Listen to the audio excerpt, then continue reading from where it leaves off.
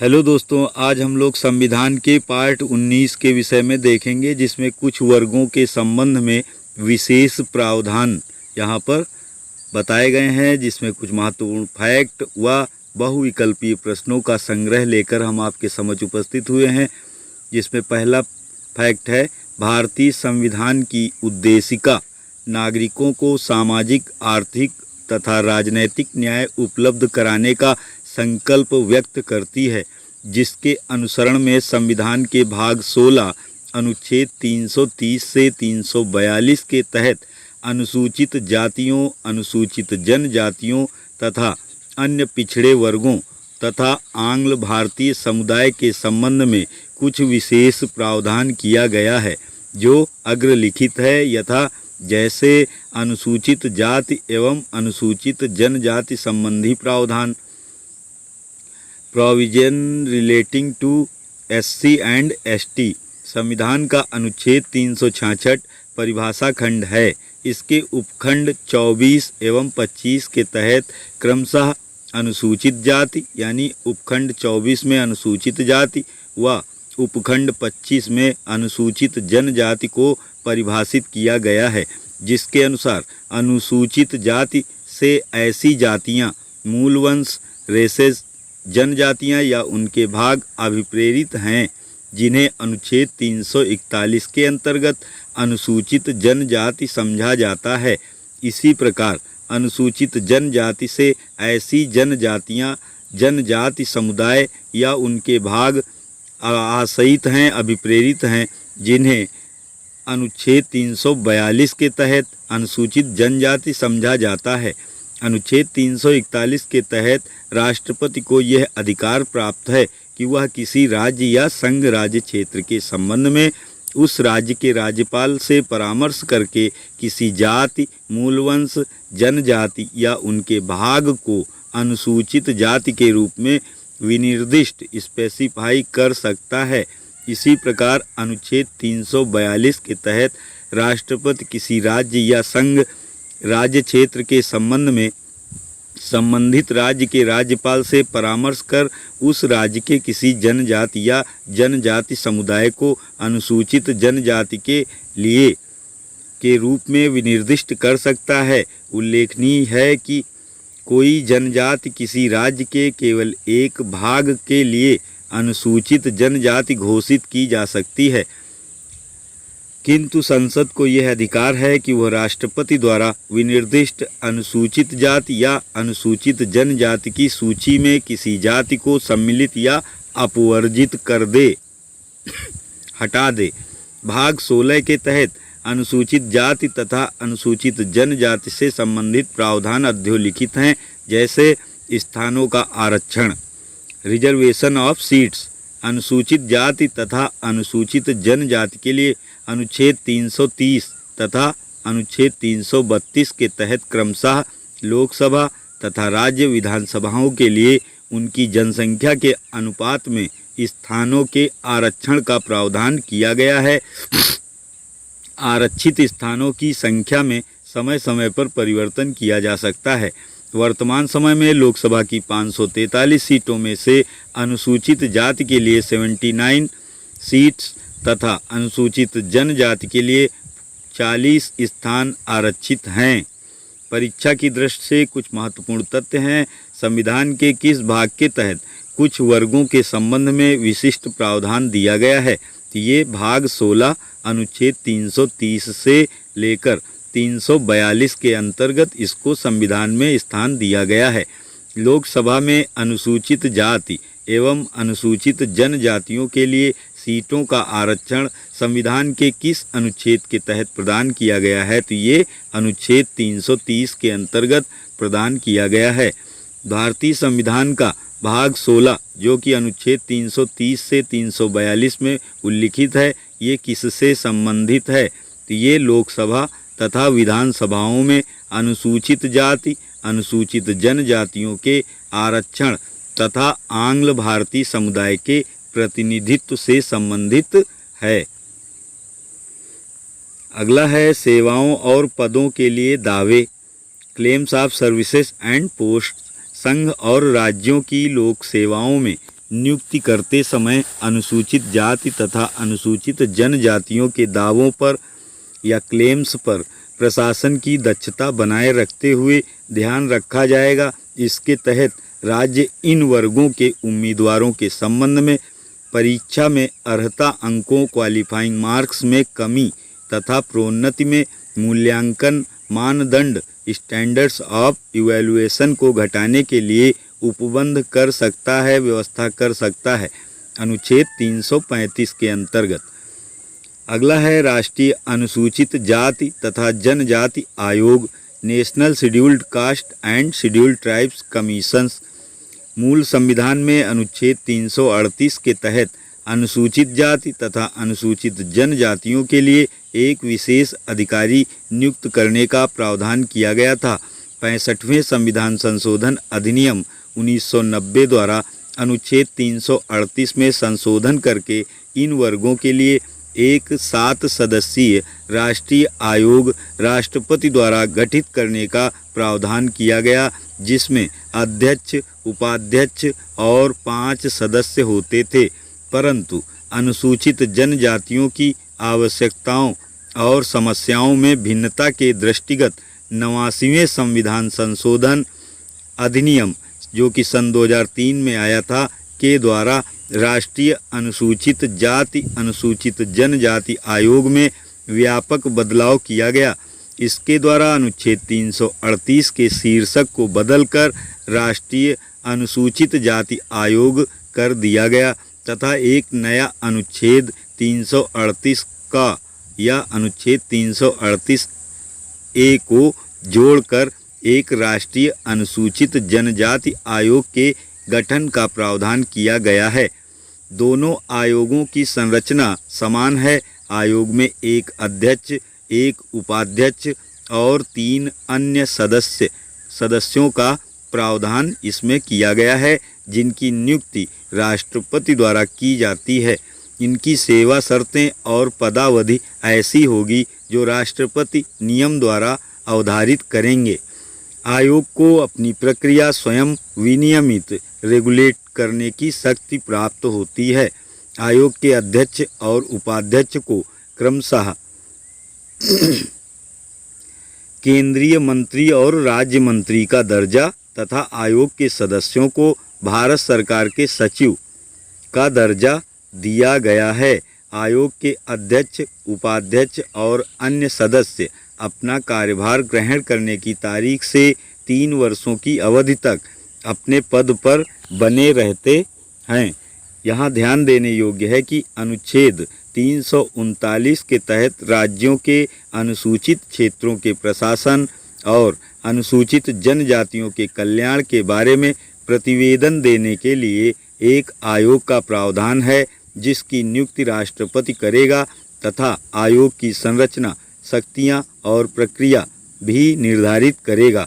अनुच्छेद 339 के खंड 2 के तहत संघ की कार्यपालिका अनुसूचित जनजातियों के कल्याण के लिए राज्यों को आवश्यक निर्देश या डायरेक्शन दे सकती है।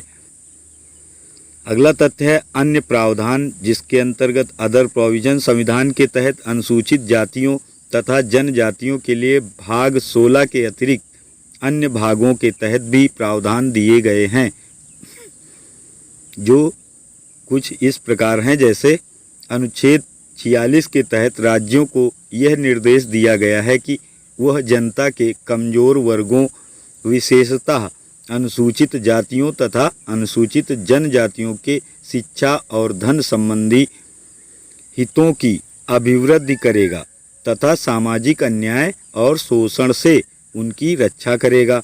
अनुच्छेद 164 के तहत छत्तीसगढ़, झारखंड, मध्य प्रदेश और उड़ीसा राज्यों में जनजातियों के कल्याण के लिए एक मंत्री का प्रावधान किया गया है, जो अनुसूचित जातियों और पिछड़े वर्गों के कल्याण का भी प्रभारी हो सकता है। ध्यान देने योग्य है कि अनुच्छेद 164 के तहत मूलतः बिहार, मध्य प्रदेश तथा उड़ीसा के लिए प्रावधान था, किंतु 94वें संविधान संशोधन अधिनियम सन 2006 द्वारा बिहार को बाहर करके छत्तीसगढ़ एवं झारखंड को इसमें शामिल किया गया। तीसरा बिंदु है अनुच्छेद 15 के उपखंड 4 के तहत राज्यों को यह अधिकार है कि वह अनुसूचित जातियों, अनुसूचित जनजातियों तथा अन्य पिछड़े वर्गों के लिए कोई विशेष प्रावधान कर सकता है। अनुच्छेद 16 के खंड 4 का व 4 खा के तहत अनुसूचित जाति तथा अनुसूचित जनजाति के लिए सरकारी नौकरियों में क्रमशः प्रोन्नति में तथा बकाया रिक्तियों यानी बैकलॉग पोस्ट्स में विशेष आरक्षण का प्रावधान भी किया गया है।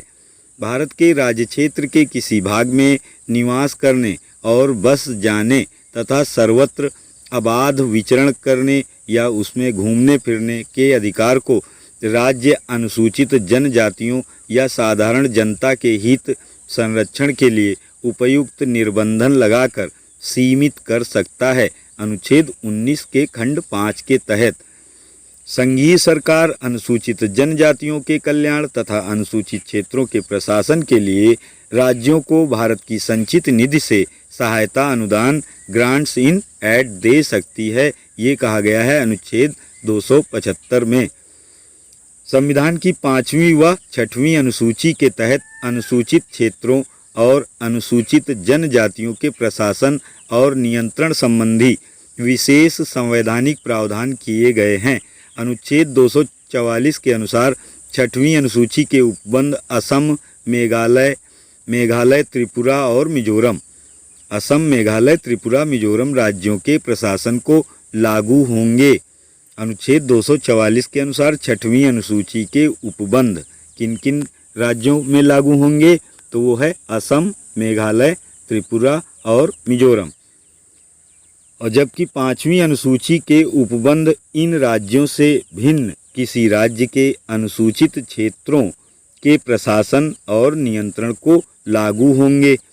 परीक्षा की दृष्टि से कुछ अन्य तथ्य हैं। संविधान में किस अनुच्छेद के तहत राज्यों की विधानसभाओं में अनुसूचित जाति तथा अनुसूचित जनजातियों के लिए स्थानों का आरक्षण दिया गया है? तो ये दिया गया है अनुच्छेद 332 के अंतर्गत।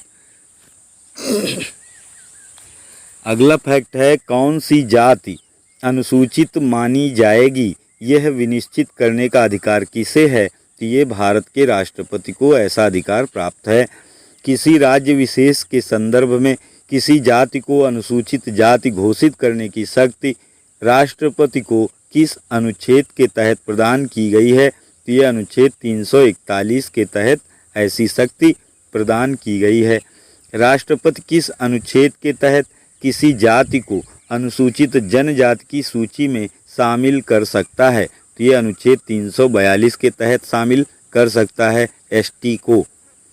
संविधान के किस अनुच्छेद के तहत अनुसूचित जनजातियों के लिए राष्ट्रीय आयोग का प्रावधान किया गया है? अनुच्छेद 338 ए के तहत। किस संविधान संशोधन द्वारा अनुसूचित जाति एवं अनुसूचित जनजातियों के लिए पृथक पृथक राष्ट्रीय आयोग गठित करने का प्रावधान किया गया? ये 89वां संविधान संशोधन अधिनियम सन 2003 द्वारा।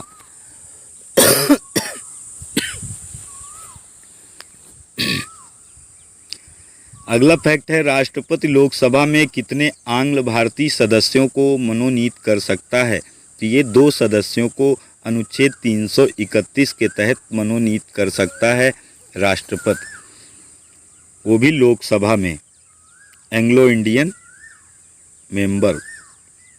राज्य विधानसभा में एक आंग्ल भारतीय सदस्य को कौन मनोनीत करता है? तो ये राज्यपाल अनुच्छेद 333 के तहत करता है। भारत के किस राज्य का राज्यपाल विधानसभा में 2 महिला सदस्यों को मनोनीत करता है? तो ये जम्मू कश्मीर का। लेकिन अब ये अपडेट हो चुका है, अब जम्मू कश्मीर एक केंद्र शासित प्रदेश के अंतर्गत आ चुका है। किन राज्यों में जनजातियों के कल्याण के लिए एक मंत्री का प्रावधान किया गया है? तो ये झारखंड, छत्तीसगढ़, मध्य प्रदेश एवं उड़ीसा में अनुच्छेद 164 के तहत। संविधान के किस अनुच्छेद के तहत पिछड़ा वर्ग आयोग गठित करने की शक्ति राष्ट्रपति को दी गई है। तो अनुच्छेद 340 के तहत पिछड़ा वर्ग आयोग गठित करने की शक्ति राष्ट्रपति को दी गई है। काका कालेकर आयोग का गठन कब किया गया था? तो ये जनवरी सन 1953 में किया गया काका कालेकर आयोग का गठन।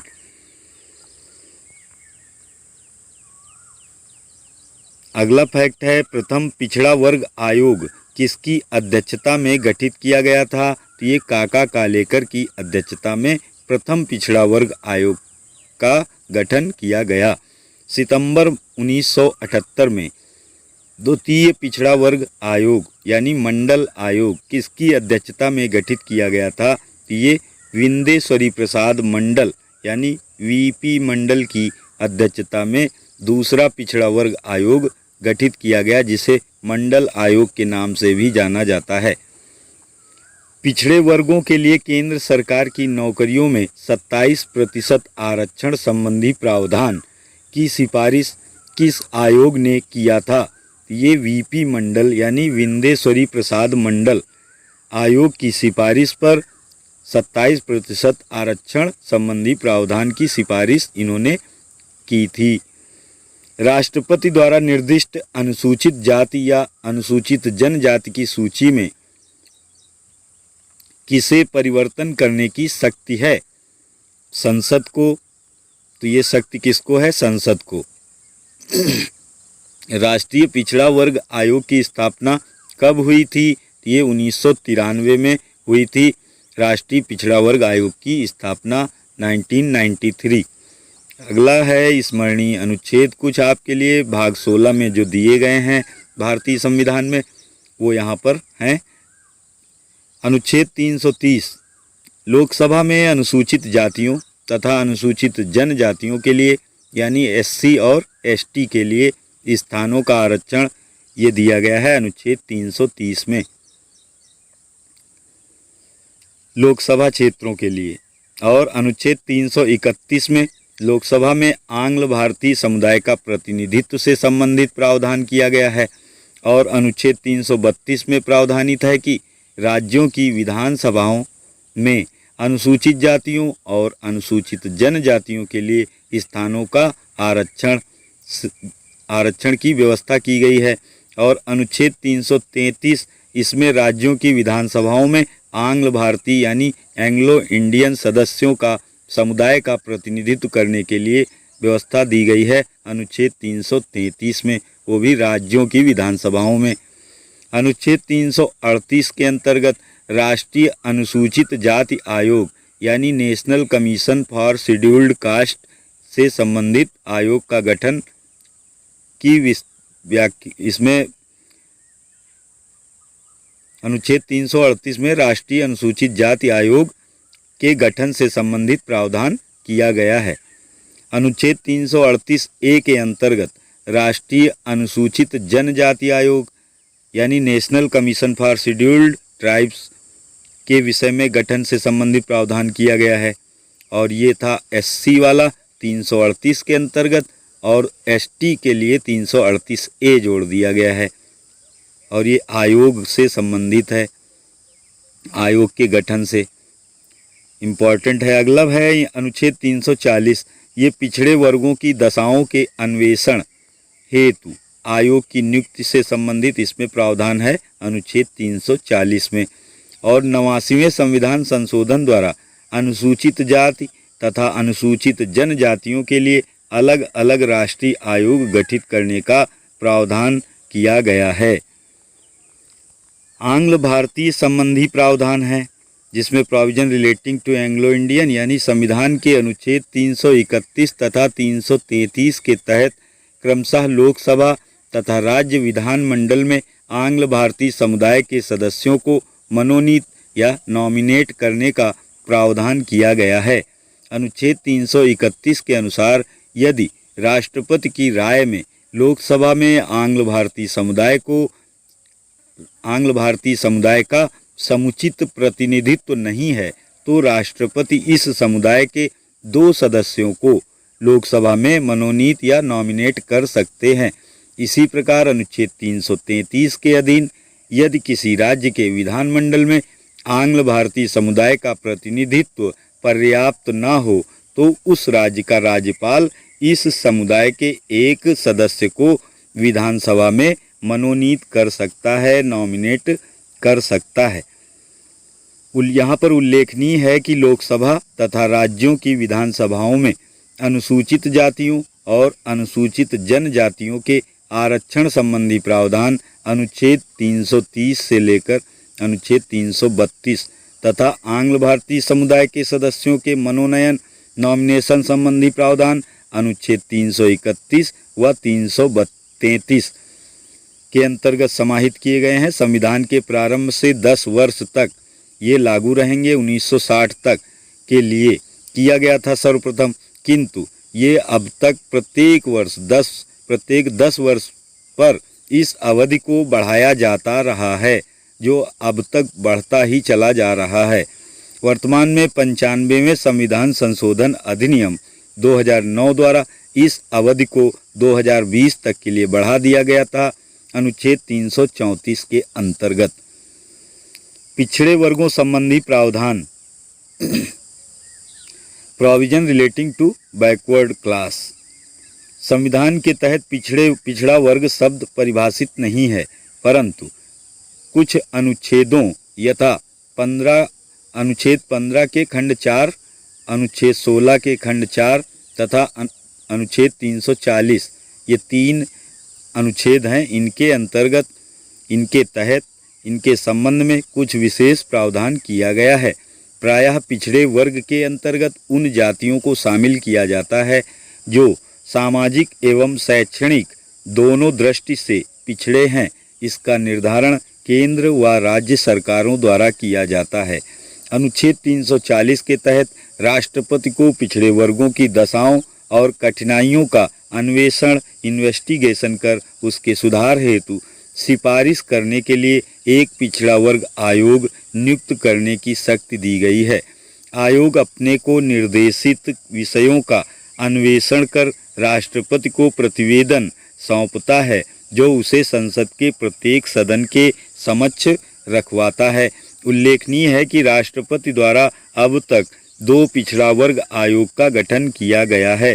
पहला 29 जनवरी 1953 को काका कालेकर की अध्यक्षता में काका कालेकर आयोग तथा दूसरा 20 सितंबर 1978 को वीपी मंडल की अध्यक्षता में मंडल आयोग।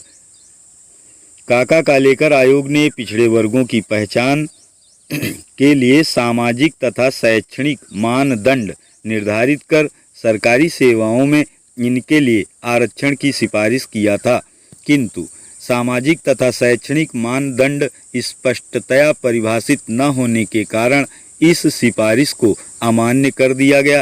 वीपी मंडल आयोग द्वारा 31 दिसंबर 1980 को प्रस्तुत रिपोर्ट में सरकारी सेवाओं में पिछड़े वर्गों के लिए 27% आरक्षण की सिफारिश की गई थी, जिसे स्वीकार करके 8 सितंबर 1993 से लागू किया गया है। पिछड़ा वर्ग आयोग के कार्य फंक्शन ऑफ बैकवर्ड क्लास। पहला बिंदु है सामाजिक तथा शैक्षणिक दृष्टि से पिछड़े वर्गों की दशाओं तथा उनकी कठिनाइयों की जांच करना। सामाजिक तथा शैक्षणिक दृष्टि से पिछड़े वर्गों की दशा को सुधारने के लिए राष्ट्रपति से उपायों की सिफारिश करना। तथा तीसरा बिंदु है सामाजिक तथा शैक्षणिक दृष्टि से पिछड़े हुए वर्गों की दशा को सुधारने के लिए अनुदान दिए जाने की सिफारिश करना। यहाँ पर हम कुछ उपरोक्त तथ्यों से संबंधित हम महत्वपूर्ण बहुविकल्पीय प्रश्न लेकर आपके समझ प्रस्तुत हुए हैं, जिसमें पहला प्रश्न है भारतीय संविधान का भाग 16 अनुच्छेद 330 से 342 तक किससे संबंधित है? प्रशासनिक अधिकरणों से, अखिल भारतीय सेवाओं से या वित्त आयोग से अथवा लोकसभा में अनुसूचित जाति जनजाति के आरक्षण तथा आंग्ल भारतीय समुदाय के प्रतिनिधित्व से। तो इसमें पहला प्रश्न का सही विकल्प होगा ऑप्शन डी, लोकसभा में अनुसूचित जाति जनजाति के आरक्षण तथा आंग्ल भारतीय समुदाय के प्रतिनिधित्व से संबंधित है। क्या? भारतीय संविधान का भाग 16 और अनुच्छेद 330 से 342 तक। अगला प्रश्न है, भारतीय संविधान के किस अनुच्छेद में अनुसूचित जनजातियों के लिए राष्ट्रीय आयोग का प्रावधान है? तो ये अनुच्छेद 338 ए में है, या 341 में, या अनुच्छेद 16 में, या अनुच्छेद 82 में।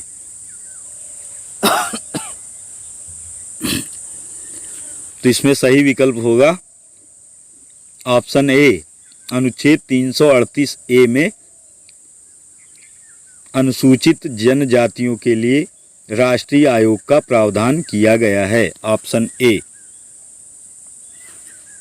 अगला प्रश्न है, यह निश्चय करने का अधिकार कि कौन सी जाति अनुसूचित मानी जाएगी निम्नलिखित में किसको प्राप्त है? अनुसूचित जाति और जनजाति आयोग, या प्रधानमंत्री, या राज्य का राज्यपाल अथवा राष्ट्रपति को। तो ये अधिकार प्राप्त है राष्ट्रपति को कि कौन सी जाति अनुसूचित मानी जाए या न मानी जाए।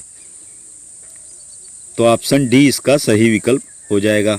अगला प्रश्न है कथन और कारण से संबंधित, जिसमें कथन दिया गया है कि अल्पसंख्यक शब्द की भारत के संविधान में परिभाषा नहीं दी गई है, और कथन आर कहता है कि अल्पसंख्यक आयोग संवैधानिक निकाय नहीं है। उपरोक्त दोनों वक्तव्यों के संदर्भ में निम्नलिखित में से कौन सा सही है? तो इसमें विकल्प बी सही हो जाएगा। ए और आर दोनों सही हैं, परंतु ए की सही व्याख्या आर कथन जो दिया है वो नहीं करता। अगला प्रश्न है, भारत के संविधान में लोकसभा में अनुसूचित जनजातियों के लिए व्यवस्था की गई है। अनुच्छेद 330 में, अनुच्छेद 331 में, या अनुच्छेद 332 में, अथवा अनुच्छेद 333 में। तो ये की गई है ऑप्शन ए, अनुच्छेद 330 में भारत के संविधान में लोकसभा में अनुसूचित जनजातियों एसटी के लिए व्यवस्था की गई है। अनुच्छेद 330 में। इनमें से कौन सा कथन सही नहीं है?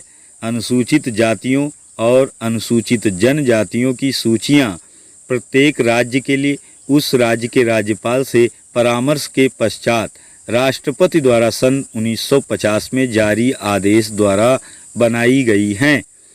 और दूसरा बिंदु है, इस सूची में संशोधन केवल संसद अधिनियम बनाकर कर सकती है।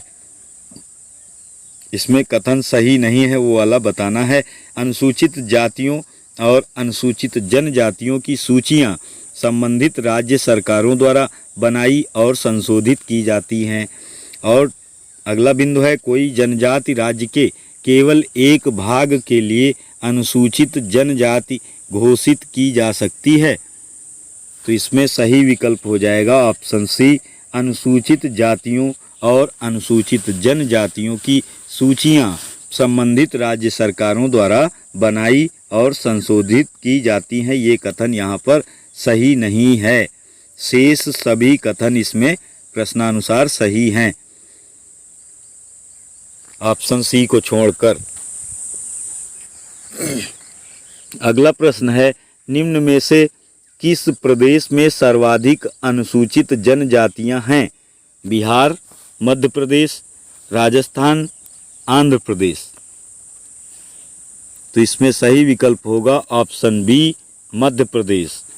मध्य प्रदेश एक ऐसा राज्य है जहां पर सर्वाधिक अनुसूचित जनजातियां हैं। अगला प्रश्न है, निम्न में से किस में या किन में किसी भी जाति के लिए आरक्षण नहीं है? राज्यसभा में, जम्मू एवं कश्मीर विधानसभा में, या राज्य विधान परिषदों में, या उपरोक्त सभी में।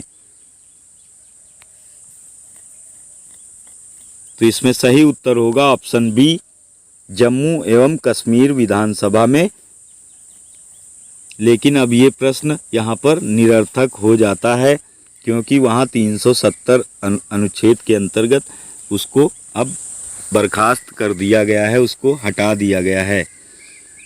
वहाँ जो उसमें उसको विशेष लाभ दिया गया था जम्मू कश्मीर राज्य को, वो सब वापस ले लिए गए हैं।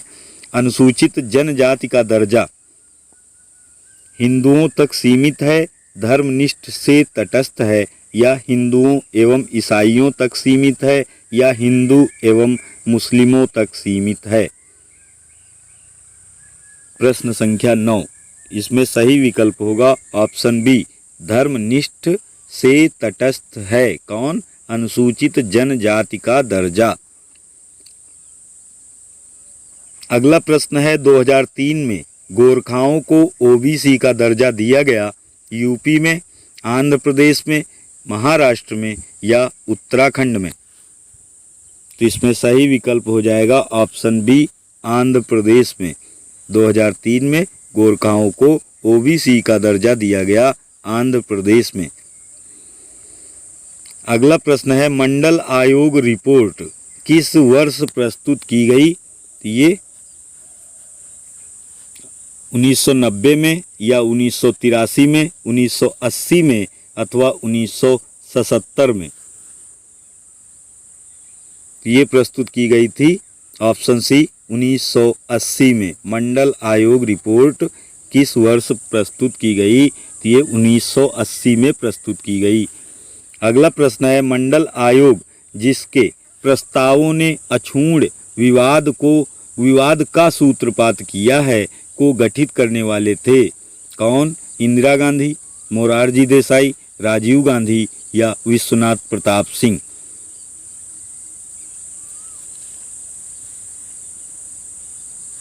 तो इसमें सही उत्तर हो जाएगा ऑप्शन बी, मोरारजी देसाई।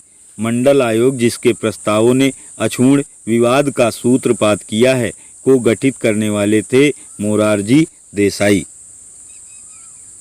यहाँ पे इन्हीं बहुविकल्पी प्रश्नों के उत्तर दिए गए हैं जिनसे आप उपरोक्त प्रश्नों के उत्तरों का मिलान कर सकते हैं। प्रश्नों के उत्तर मिलान कर सकते हैं। यदि हमारा चैनल KDGS पॉइंट आपने सब्सक्राइब न किया हो तो कृपया सब्सक्राइब कर लें और अपने मित्रों को भी शेयर कर दें, जिससे हमारे अगले वीडियो की जानकारी आप तक यथा समय पहुंच सके। धन्यवाद। स्वस्थ रहें, मस्त रहें।